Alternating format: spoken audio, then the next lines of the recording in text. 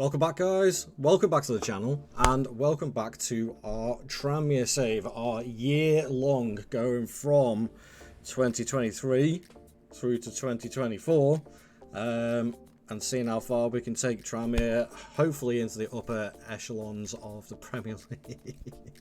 I'll laugh at that because I don't know. I'm cautiously optimistic, but I don't know. I really don't know. To recap on the last episode quickly, when I left here, it was ready for the Wrexham game. So the month of September has been fairly decent, to say the least. We got a 1-1 draw at home to Wrexham, which, by the by, is Wrexham as rivalry. It was a tough game. But then we went into the EFL Trophy Northern section.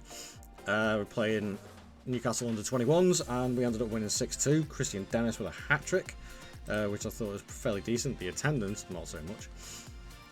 Then we went away to Colchester, who at that point was second in the league, and us were languishing like sort of round about 14th, and we ended up winning 4-3 away. It was a great game, fantastic game.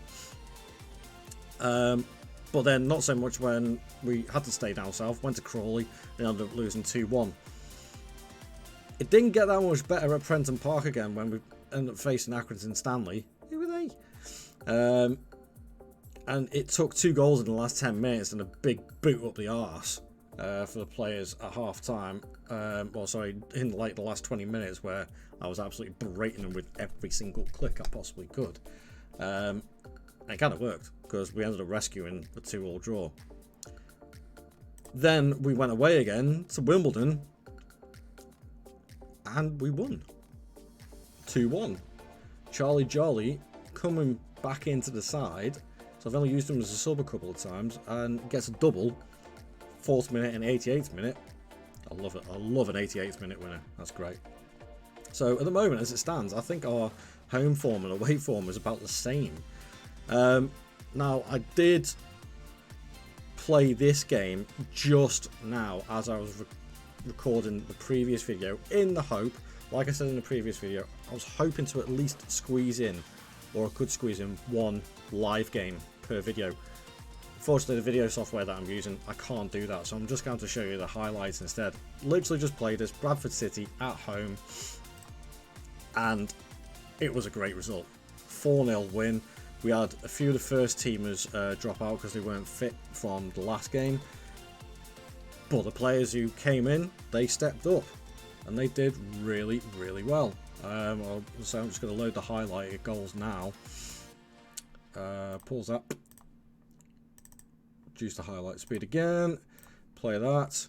So this goal straight out to Hawks, then to Saunders. Great finish at the near post. Poor goalkeeping from Lewis there, but hey ho, I'll take it.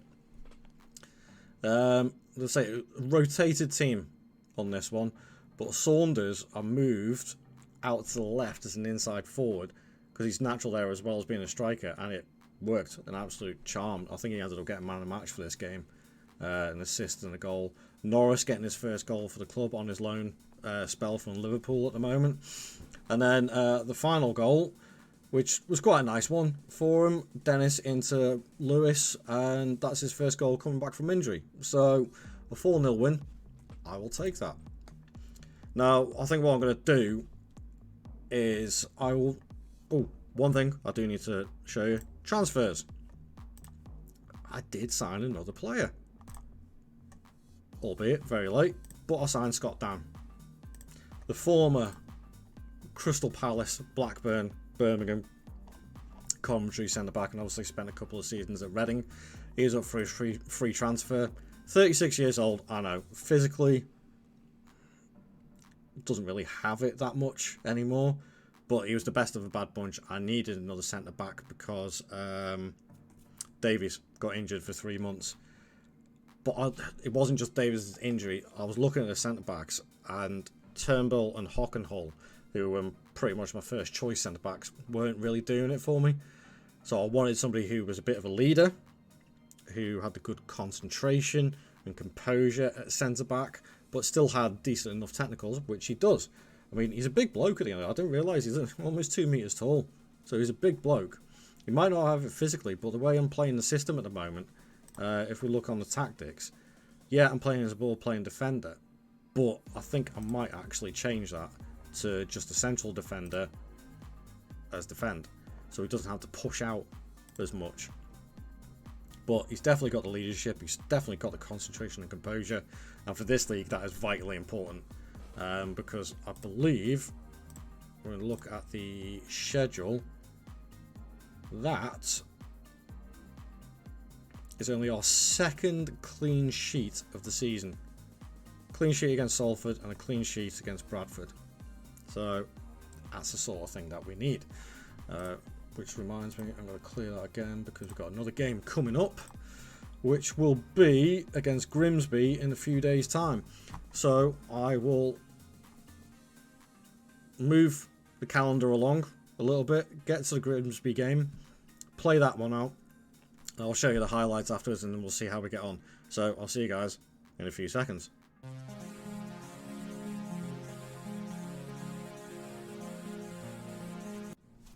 Welcome back, guys. That is that game done against Grimsby, and it was a not very exciting game, I must admit. 2-0 win, which I'll gladly take. I'll show you the highlights quickly. But yeah, it wasn't the most enthralling of games. First half, in fact, was abysmal. The second half was a lot better, but yeah, first goal came in from Saunders, Jolly combination again, which seems to be working pretty well. Saunders I didn't bring on until the second half because he needed a bit of a rest, and then Hendry finished it off late on in the game with a nice low finish into the bottom corner. But yeah, as I say, first off, it didn't look like this at all. I think Grimsby only had like 1-2 shots. And the same for Tranmere as well. I think we only had like 3 shots the entire first half, and only one of them was on target. So it definitely needed to give him a boot or the backside again at half time, and it seems to have done the trick. So yeah, another 2-0 win. So that's both home games, both clean sheets as well, which is vitally important. And that brings us up to 6th in the league, which I'm more than happy with, and I was not expecting at the start of the season.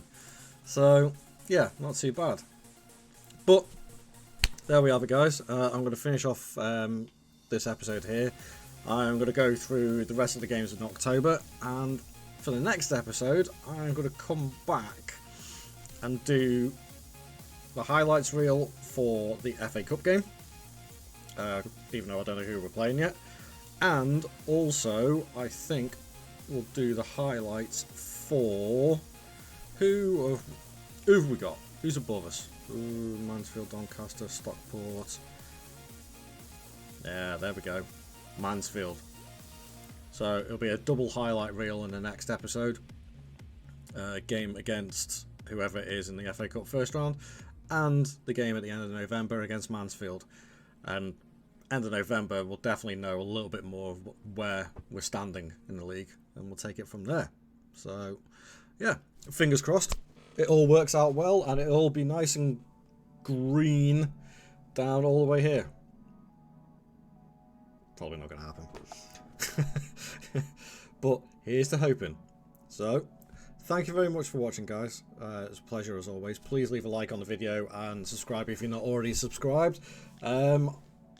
I would like to see as many people returning back to this channel as possible. If you want to see more videos like this, let me know. Put comments in the comment section down below. And yeah, I will see you guys in the next video. Thank you very much for watching, and ta-ra.